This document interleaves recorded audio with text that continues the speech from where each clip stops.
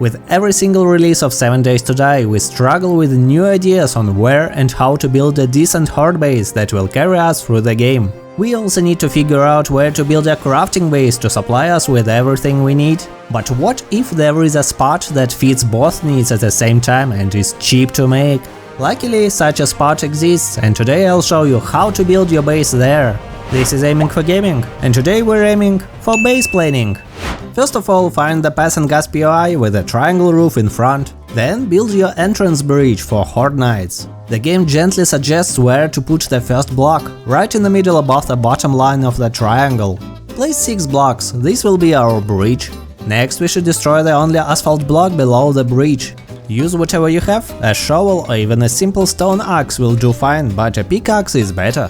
This way you will be able to strengthen the foundation for the bridge. Now shovel 4 blocks in front of our bridge and destroy several wooden fences if they are bothering you, like in my case. Once done, simply upgrade the blocks into stone. This is an overkill for the first 3 nights, even with the biggest amount of zombies, but we're planning to stay here for much longer. Upgrade the existing pillars into stone as well, as zombies will attack them from time to time because of game logic. For zombies, it's pretty common to attack walls 2 or 3 times, then realize, oh, there's a player above, and go on the bridge to kill you. Fill in the inner 4x5 area with blocks to ensure your base won't get destroyed simply by breaking the pillars. With this amount of foundations, it's impossible. Prepare a comfortable ladder for your guests by placing square blocks in the way shown on the screen, then change the frame shape to stairs filled and fill in the gaps. Then choose the stairs filled corner shape and place 4 of them around the entrance. This finishes the ladder setup, so just upgrade it to stone. In front of the store you will find a pretty armed door and windows, so it's up to you what to do with them. I personally destroy them and replace them with frames to make a clean wall. It's not necessary for the first Horde night, but I also prefer upgrading the bottom of my triangle to stone, as well as the remaining area 7x4 on the side of the main building to make it more resilient to zombie attacks. However, even on day 21 I get almost 0 damage to these walls. Now get upstairs and dismantle the pass and gas signboard and 2 wooden blocks in the middle. You also don't need these wooden structures on the side, so simply destroy them. And welcome to your future bunker area. Loot and destroy everything inside to clean up some space. Hey, too early buddy, wait for the night. Where was I? Ah yeah, now open the back door entrance for your bunker. Destroy 1 wooden plank below, you'll place the ladder here. Find the pole double frame shape and place 1 in front of the bridge. Make sure you place it in front, not inside the entrance, because in the entrance you should place a plate on top, and for harder difficulties you can use the bottom square for additional defense. Upgrade the front walls with cobblestone. The bunker is almost ready, so it's time to make an easy entrance for you. The ladder square shape is your way to go. Destroy the exit sign and place the second ladder instead, and a third ladder below. This is enough for you to climb, while zombies won't reach it. Craft a door. A wooden door is fine for now, but you can make an iron door if you want. Destroy the remaining front shapes. What? A vulture here? Okay, this is a good sign to show you what to do with the vultures in this horde base. So put 7 plates in front of your available square blocks to get an additional layer of defense and destroy some roofs inside. Pick the bars shape and place them instead, and this should be enough against these annoying birds. Finish the building by placing plates on both sides of the middle area, which means triple the amount of stuff to break.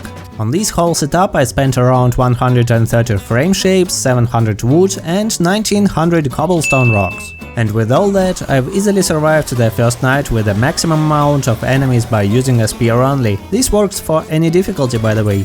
Enemies will destroy some blocks, it's inevitable unless you arm them with concrete at least, but this is still not enough to destroy your base in the first 50 days or so. Now let's talk about the crafting part of this base.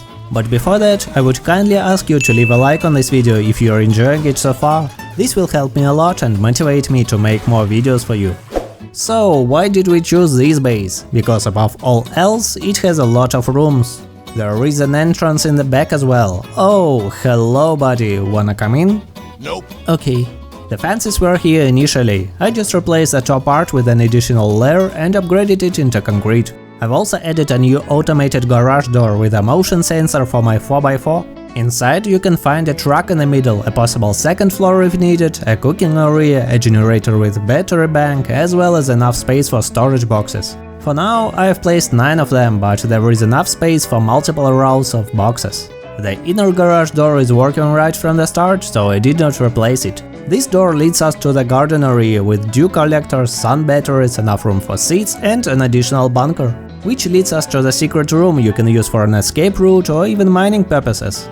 And it has a toilet, by the way, with my land claim block inside, because why not? Finally, there is a main crafting room, nice and cozy, with a ladder to our Horde bunker. Place your favorite ammo and food for Horde nights in the storage boxes and have fun! Upgrading your base to concrete and then to steel, and placing some additional electric fences means that you will not be bothered by the Horde nights at all, unless the enemies become too tough, but this happens way after the point when you technically complete the game. And once the Horde night finishes, just repair your base. My favorite part here is the damage to the front block. 1 from 10,000. And that's it. I hope with this guide you have achieved what we are aiming for today. For more guides, simply visit my channel and consider subscribing, it's that easy. Thank you all for watching and see you next time.